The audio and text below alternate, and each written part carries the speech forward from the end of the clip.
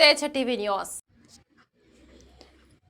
నిజామాబాద్ జిల్లా ఇందల్వాయి మండలం మల్లాపూర్ గ్రామంలోని శ్రీ లక్ష్మీ వెంకటేశ్వర స్వామి వార్షిక బ్రహ్మోత్సవాల్లో భాగంగా స్వామివారి కళ్యాణోత్సవం అంగరంగ వైభవంగా నిర్వహించారు. ప్రతి సంవత్సరం జరిగే ఈ ఉత్సవాల్లో భాగంగా గ్రామ సర్పంచ్ దర్శనం మోహన్ దంపతులు తలంబ్రాలు, పట్టు వస్త్రాలు, పుస్తే, మట్టెలు సమర్పించి ప్రత్యేక పూజల్లో పాల్గొన్నారు. ఈ సందర్భంగా సర్పంచ్ దర్శనం మోహన్ మాట్లాడుతూ 400 సంవత్సరాల క్రితం స్వయంభూగా వెలిసిన ఈ పురాతన శ్రీ వెంకటేశ్వర స్వామి ఆలయంలో బ్రహ్మోత్సవాలు ఈ నెల 22 నుండి 28 వరకు వైభవంగా జరుగుతున్నాయని తెలిపారు. నేడు నిర్వహించిన కళ్యాణోత్సవానికి మల్లాపూర్ మాత్రమే కాకుండా పరిసర ప్రాంతాల భక్తులు పెద్ద సంఖ్యలో హాజరై మొక్కులు తీర్చుకున్నారు. గ్రామాభివృద్ధి కమిటీ ఆధ్వర్యంలో అన్నదాన కార్యక్రమాన్ని నిర్వహించారు. భక్తులకు అన్నప్రసాదం అందించారు. ఈ కార్యక్రమంలో సర్పంచ్ దర్శనం మోహన్, ఉప సర్పంచ్ హరీష్, గ్రామాభివృద్ధి committee chairman Pemberthi Gangadhar, committee సభ్యులు మాలవీర స్వాములు, ప్రధాన అర్చకుడు బాబు శ్రీనివాసాచార్యులు, వార్డు సభ్యులు, గ్రామస్తులు జై శ్రీమన్నారాయణ. మల్లాపూర్ గ్రామంలో శ్రీ లక్ష్మీ వెంకటేశ్వర బ్రహ్మోత్సవాలు అంగరంగ వైభవంగా జరుగుతుంది. అదేవిధంగా అందులో భాగంగా ఈరోజు శ్రీ లక్ష్మీ వెంకటేశ్వర స్వామి కళ్యాణోత్సవం జరగడం జరిగింది కన్నుల విందుగా. అదేవిధంగా రేపు అనగా గురువారం రోజున రథోత్సవం కలదు.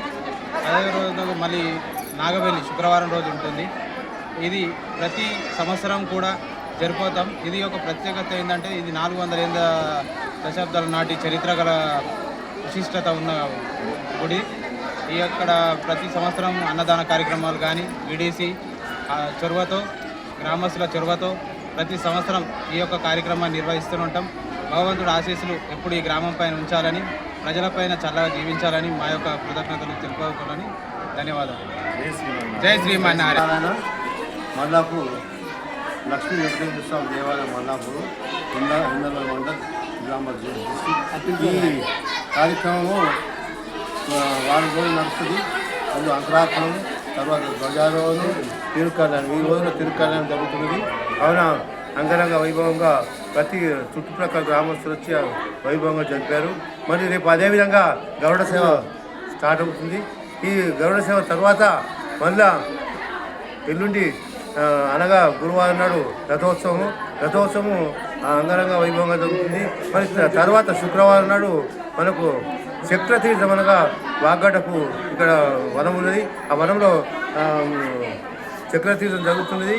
తర్వాత గజవారం, రాత్రికి గజవారం ఉంటుంది సేవ. మరి శనివారం నాడు ఇక్కడ మన నాగవేది కార్యక్రమం జరుగుతుంది. భజన కార్యక్రమాలు అవన్నీ ఉంటాయి. మరి రాత్రికి ఇది నాగసర్పం అనగా నాగదేవత యొక్క సేవ ఉంటుంది. దాంతో ఈ కార్యక్రమాలు ముగుస్తాయి. జై శ్రీమన్నారాయణ.